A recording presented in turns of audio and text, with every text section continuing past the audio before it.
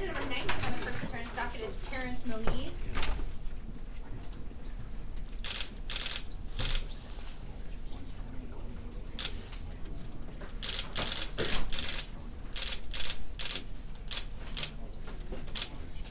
Your Honor, item number 21 on the docket, on the first appearance docket is Brandon Smith. We'll take that matter first.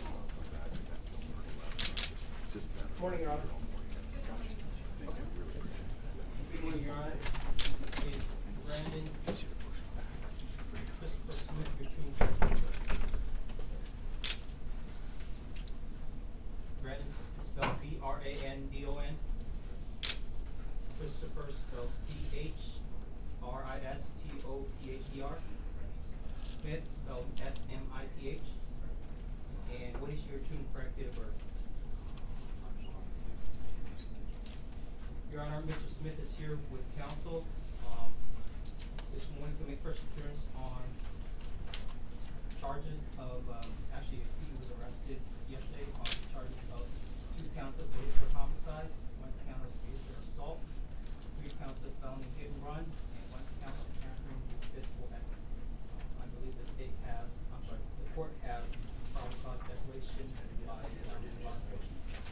That is correct, and I have reviewed that and find probable cause. And you have the right to have an attorney recommendation and for one who will be appointed by the court. Mr. McMullen, are you confirming as retained counsel in this matter? You're all right. Vote that for the record. You also have the right to remain silent. Anything you say can and will be used against you in court. I would understand Mr. McMullen has also advised you that as well. Is that correct? Yes, Your Honor, it is.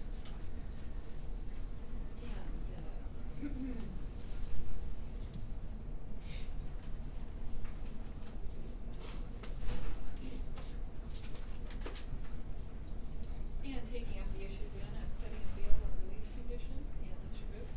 Thank you, Your Honor.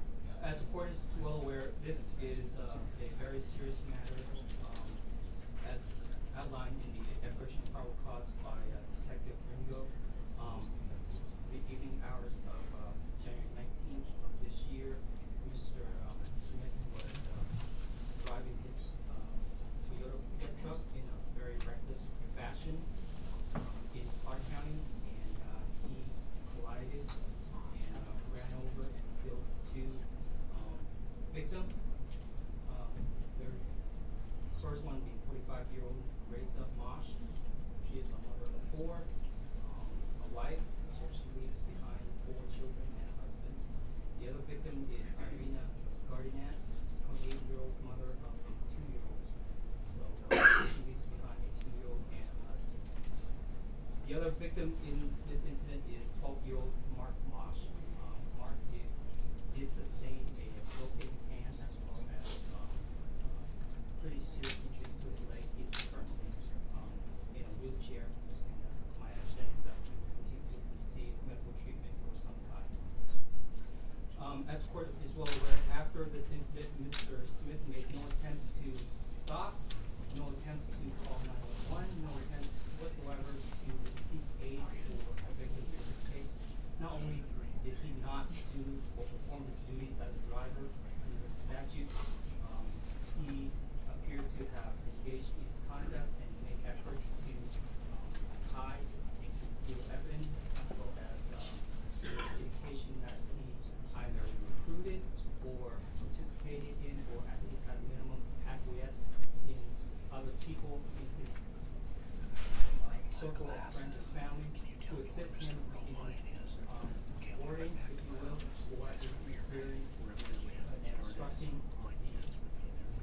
the investigative efforts of law enforcement. So, I understand that Mr. Brandon Smith does not have a criminal history as we speak. He does have, that's my understanding, is that extensive family in the area. He has lived in the area for pretty much all of his life. However, as indicated by the state as well as the information that we have right now, because of his extensive closeness with his family members and his friends who obviously have not assisted in not only assisted in the investigation of this case, but have gone to great efforts to interfere with, obstruct, and thwart efforts by law enforcement to investigate this case. The state would ask that the court set bail in the amount of $1 million in this case, based upon the factors that the state laid out, as well as the seriousness of the charge and the efforts by Mr. Smith and his family and friends to interfere with the investigation in this case. Thank you, Your Honor. Thank you, Mr. Your Honor, and certainly with deference to the indication that Mr. Vu was given, I have to mention to the court, I would imagine the principal issue today before Your Honor is really the issue of flight risk or Mr. Smith's availing himself to the court. The only thing Mr. Vu did not mention is that from the outset of the case, before Mr. Smith was arrested and or detained by the police the first time, days and days ago, he had availed himself to the process through counsel. I have been in constant contact with the prosecuting attorney's office. Mr. Vu and I spoke repeatedly. I was in contact with Detective Shea from the outset, Your Honor.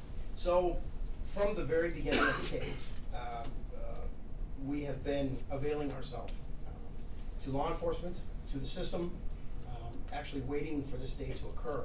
I brought Mr. Smith down yesterday to the police station after I was contacted personally by Detective McShay. So, the fact of the matter is, Your Honor, we have done everything possible to maintain our position in the system, to avail ourselves to the court, to do what is expected. There is no reason for Your Honor to believe at this point in time that Brandon would do anything different. And certainly I would suggest respectfully that if he was going to do something different, it would have happened before now. I have advised him at great length what the process is like, what's going to happen, how this proceeds. If Mr. Smith was going to be attempting to reside in Aruba at this point in time, I would suggest respectfully that would have already occurred. So with regard to the issue about availing himself, Your Honor, I think he is absolutely safe risk for this court by way of showing back up for all his court appearances, doing exactly what he's supposed to do. He's been advised, I think, extensively about what he's facing with regard to sentencing issues in the case. He knows it all, and we're here, and we're going to continue to be here, Your Honor, all the way through. And that's the other piece, Your Honor, is of course he, and I think the court is probably aware, Brandon is a lifelong resident here. He does have his family and friends here. I don't know that it's fair to hold Brandon responsible for what his mother or girlfriend chose to say to people or didn't choose to say to people, what his friends have said. I don't know if that's I don't know if that's fair, Your Honor, at this point in time, honestly, what they did on their own coalition, what they said or didn't say, and how they behaved under this very stressful and really sad situation across the board for everybody involved, frankly. So we'd ask the court for a bail that is more in line with the actions of Mr. Smith availing himself to the process, Your Honor. And where would Mr. Smith be residing? Your Honor, we were actually going to ask the court to postpone on the issue of conditions. I know that sounds like an odd request at this time. We're really concerned about the bail price, Your Honor. If the bail were in line with something that we would be able to reasonably post, at that point in time we would have and create a residence that would be very appropriate, which I would really, Your Honor, first screen with Mr. Pressey, discuss with Mr. Vu, and then we would bring that to the court, Your Honor, of course, in this case. So at this point in time, we'd ask really to reserve on that. Your Honor, if I could just for the record that obviously one of the concerns or one of the factors that the court considers is Mr. Smith's availability to return to court and for his court appearances.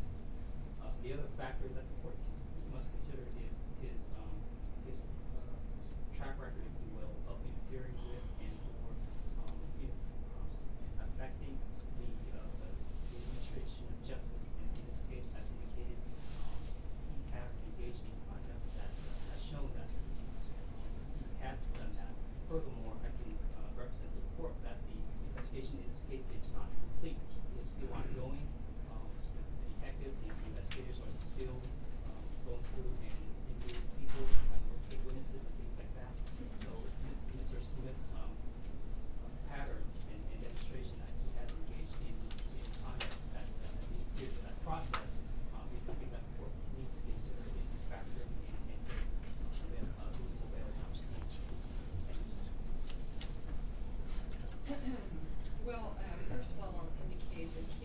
assigned at this time to Judge Gregerson, Department 2 of our courts, or who has been most familiar with the background here, two other defendants who are arrested. Is there any indication at this point whether they will be filed as co-defendants or separately Right now, they are filed as co-defendant. with Mr. Smith? Oh, right. Not yet, Your Honor. Any consideration given to that at this point? That determination will be made in the next day or so. Okay. Well, Judge Gregerson is the assigned on the other cases, so at this point I will also assign Judge Gregerson on that. And he has set over arraignment on the other cases to February 7th at 1:30 p.m. So I will, as far as I know, that was on the 1:30 p.m. docket. Is that Yes, correct? yes. So we'll set the same date for arraignment. We will set the bail as requested at this point. Well, Mr. Mullen has certainly done a good job of pointing out the factors in favor of a lesser bail in terms of being in contact and ultimately turning himself in and no prior criminal history to consider. At this point, we have no verified residence, and the probable cause does indicate, and as Mr. Booth has recited, conduct prior to this court, which does create considerable concern to the court and affects the administration of justice as well as the safety, certainly, of the community. For those reasons, I'll set the high bail as requested. I'll defer to Judge Gregerson, certainly agreement if there are other factors to consider at that time. It may seem like a rather basic thing to ask about residence, but that's been quite an issue as to the other defendants as well, so that's a concern for the court as well. So, unless there's anything else at this time, Mr. Mullen? Your Honor, could I ask Judge Johnson just very briefly, if we are to, what I would like to do then, Your Honor, is I'd like to go ahead and do that screening process that I spoke of earlier with regard to residents, to make sure that that would be an agreeable residence to everybody involved. And then at that time, maybe approach Judge Gregerson, or Your Honor, with a request for a reduction of bail, Your Honor, with the court's leave, of course. And at this point, we do always reconsider on bail at the time of the agreement, so that would be the anticipated. Yeah, right, that's right. We'll do it. Thank you. Thanks, Your Honor.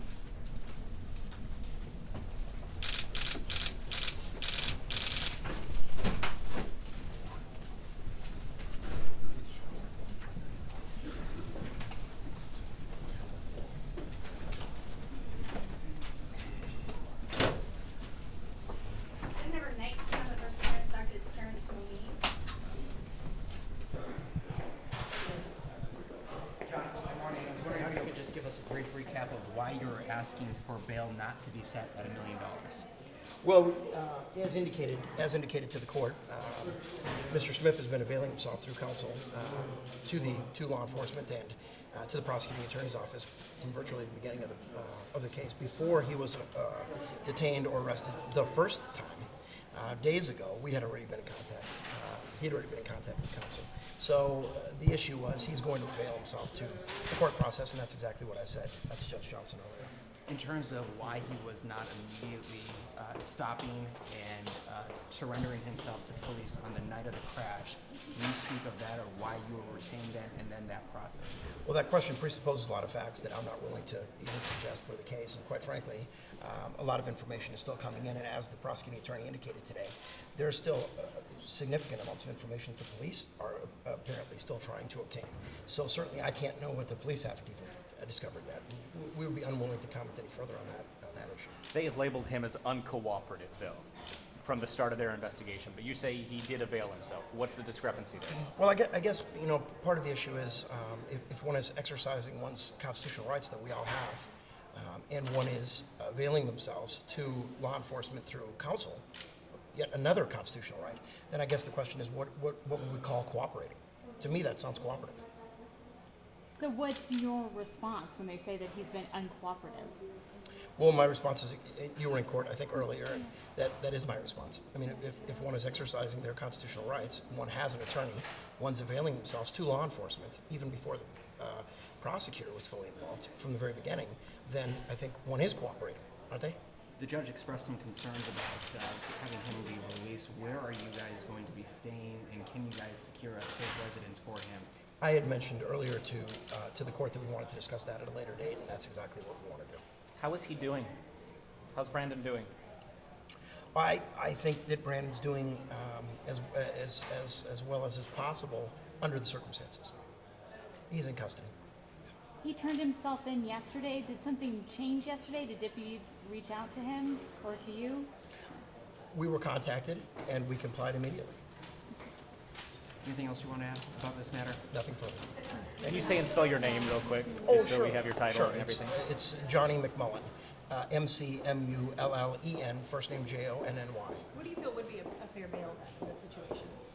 Well, we're gonna at the next court appearance we'll talk all about what we think a fair bail will be. So you'll have it. And are you aware of the child, what the situation has unfolded with that? We're dealing with that currently. Yeah, literally. Okay. Megan, Hi, Chris. hi. Megan mentioned yesterday that there have been threats at the apartment where the couple lives. Can you mention any specific threats he's faced? And is it from members of the public? Well, I'm unaware currently of any legitimate threat, and quite frankly, currently he's not in the apartment and will not be going back to the apartment. So at this point in time, it's probably. But there have not been any other I'm unaware of any threats as it relates to our circumstance. Okay. Okay. Thank Thanks. you. Thanks. Absolutely. Yeah, of course. Goodbye. Real quick.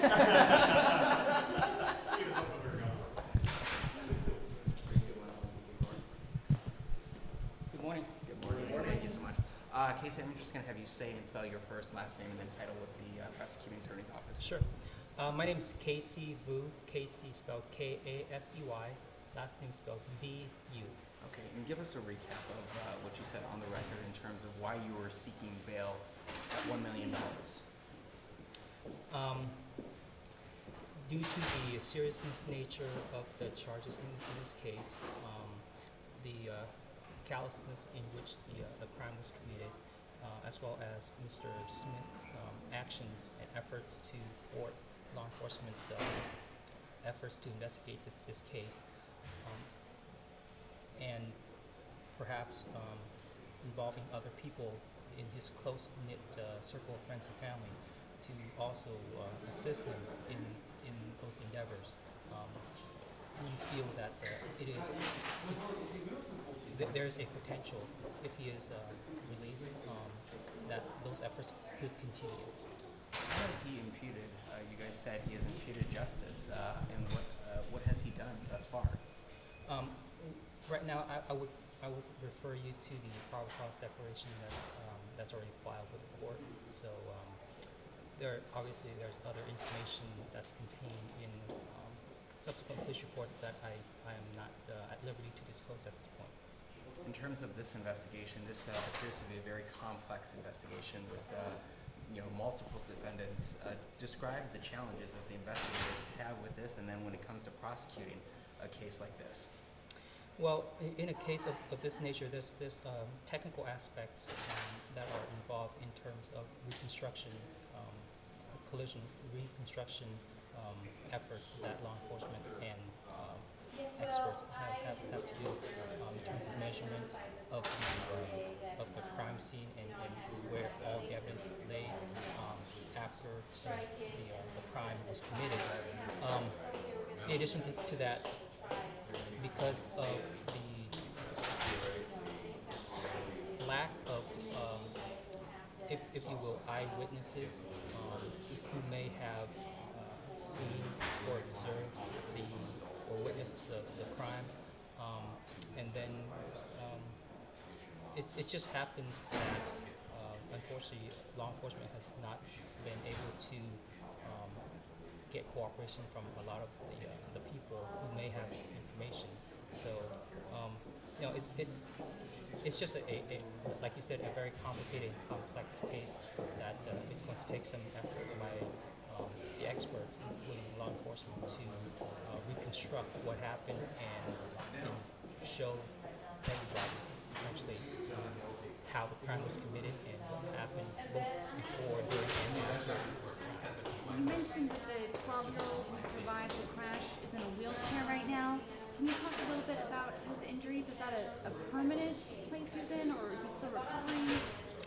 My understanding is that he is recovering at home right now. And the injuries that I have been informed that he sustained is a broken hand as well as a severely injured leg. I'm not sure which side. I believe it's the left side. They said he permanently? I do not know that information at this point. The 3 people in custody, has there been any more cooperation at this point? Or are you guys still having cooperation issues? Just to correct you, 2 have been released. Ms. Smith and Ms. Andino have posted bail and have been released. So the only person who's in custody right now is Mr. Smith.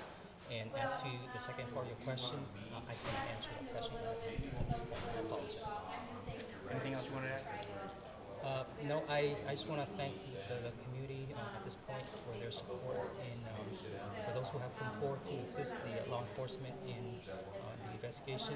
The family is very appreciative of their willingness to come forward at this point, and law enforcement will continue to investigate this case until the case is completed. Final question. I imagine you're probably in contact with the detectives and then the family themselves. How are they holding up through all of this and this process? The family is holding up as well as can be expected under the difficult circumstances at this point. So, Thank you. Thank you. Casey. Thank you.